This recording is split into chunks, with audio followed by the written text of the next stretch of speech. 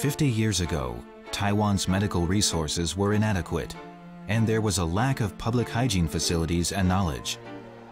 For this reason, many contagions proliferated around the island. In addition to the contagions defined by law, malaria, tuberculosis, and parasitic infections were common.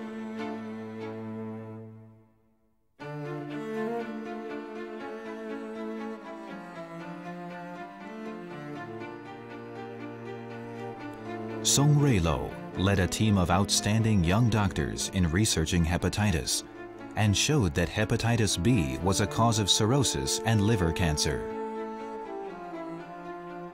In 1969, I read in a magazine about the Australia antigen.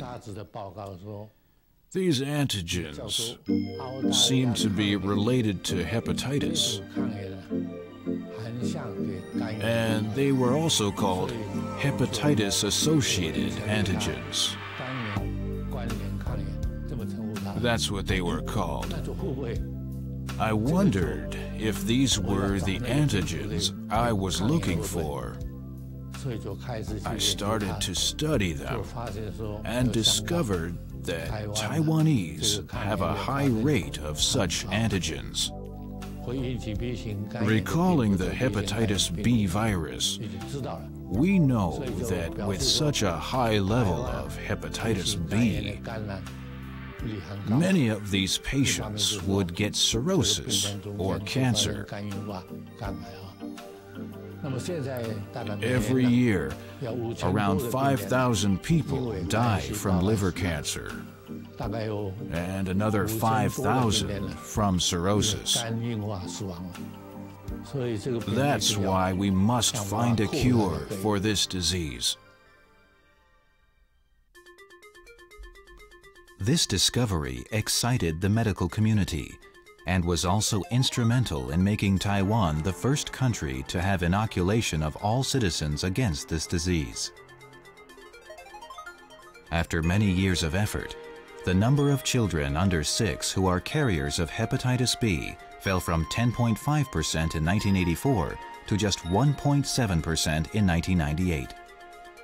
It is hoped that this huge inoculation project will eradicate hepatitis from Taiwan by 2030.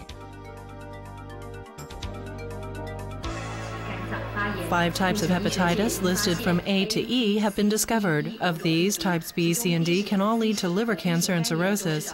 In 1981, liver cancer was the biggest killer among male cancer patients in Taiwan. Cirrhosis and chronic hepatitis are also among Taiwan's top 10 most deadly diseases. Liver disease is regarded as a hidden killer in our society, and only through active pursuit of better cures and through proper personal habits will we escape from the threat it poses. The Liver Disease Prevention and Treatment Foundation acts on the principle that prevention is better than cure and conducts hepatitis screenings for various organizations. Early treatment for high-risk groups has saved many lives. The world of fighting contagion takes these doctors from their youth to old age with never a moment's rest.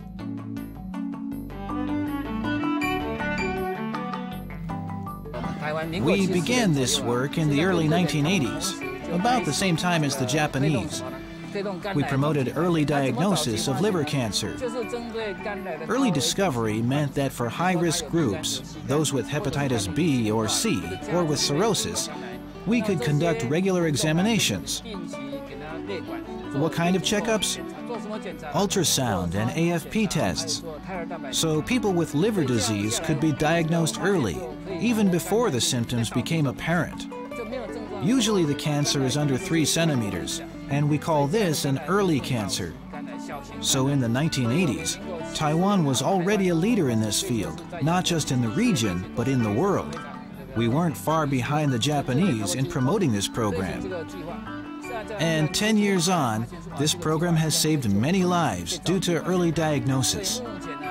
Now, most countries where hepatitis is common are moving in this direction, incorporating this model into their hepatitis prevention systems. This is something we can be proud of.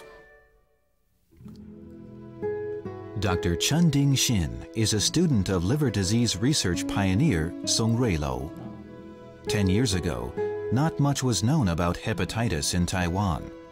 Patients just withered away, and there was nothing that could be done. All they knew was that they were going to die. That is why Dr. Chen has persevered with his research into hepatitis and has used the fruits of his research both in the treatment and prevention of the disease, greatly benefiting the people of Taiwan. Taiwan has been researching liver disease for a long time, and we've accumulated much basic data. And due to some discoveries, people began to take notice. And the government put more emphasis on the issue. They made research into liver disease a priority technology, and also invested heavily. That's how we became recognized around the world for having outstanding research and treatment for liver disease. This is not about one person or one incident. It is the result of work by many scientists in Taiwan. Over the years, research organizations have worked untiringly to find a cure and eradicate the disease. The Institute of Biomedicine is one of the foremost of these organizations. Outstanding scholars from many fields are gathered here to research many major diseases, contagions, and hereditary conditions, and to discover better methods of diagnosis, treatment, and prevention. Taiwan's doctors have focused on these issues with great determination, and repeated investigations have brought forward some surprising achievements. Research that was originally confined to Taiwan has now had a major impact and greatly benefited people all over the world. Compared with patients in other parts of the world, those in Taiwan are very fortunate, for they have the advantage of a comprehensive medical establishment and health insurance program. They are able to receive all the treatment they require without undue economic worries. When a person in Taiwan has urgent medical needs, such as the elderly, newborn babies, or young children, they are constantly at risk from disease as they grow up. Healthy people like us use our insurance premiums to supplement the medical expenses of these people. Medical help for the elderly in Taiwan today is on a par with the West. So now we are promoting long-term care and community medicine, including home nursing, home delivery of meals, and services like the immediate medical support offered by our foundation. All this has to be included. When this is achieved, community medicine and preventative treatment will play a much bigger role.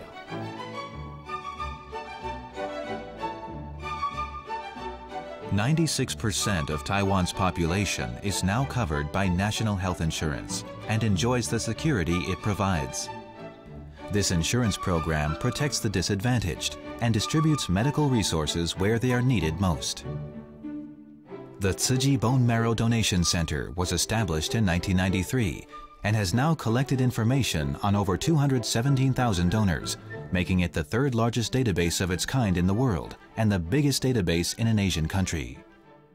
Typing to match, and we searched the entire world and found the donor in Taiwan. So it is a very, very precious thing. It's a very rare thing to happen, and we are very happy. The response of the HLA antigen indicated the presence of B48. A worldwide search was launched, but the B48 was only found in Taiwan, for it is only Chinese people who carry B48.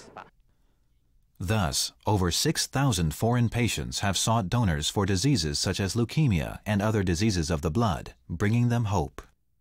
I want to meet the donor. 他想要见到底是谁捐给他的。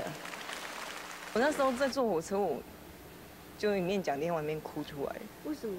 因为我觉得我好想在现场。在大爱台心灵园丁的节目以及慈济人的刻意安排下 ，Claire 终于笑开了。去抱抱，抱抱啊，抱抱，好棒 ！Thank you for giving me blood. Would you give me a kiss? With the help of Dai TV's Spiritual Garden program and the Tzu Chi Foundation, it was finally all smiles for a mother to see her son Savior. He wouldn't be here today without you. After the successful completion of the marrow transplant, the mother sent photos of his gradual recovery to her so that she could be a part of it and so that she could enjoy the joy of his recovery. She took one look at him and was filled with emotion.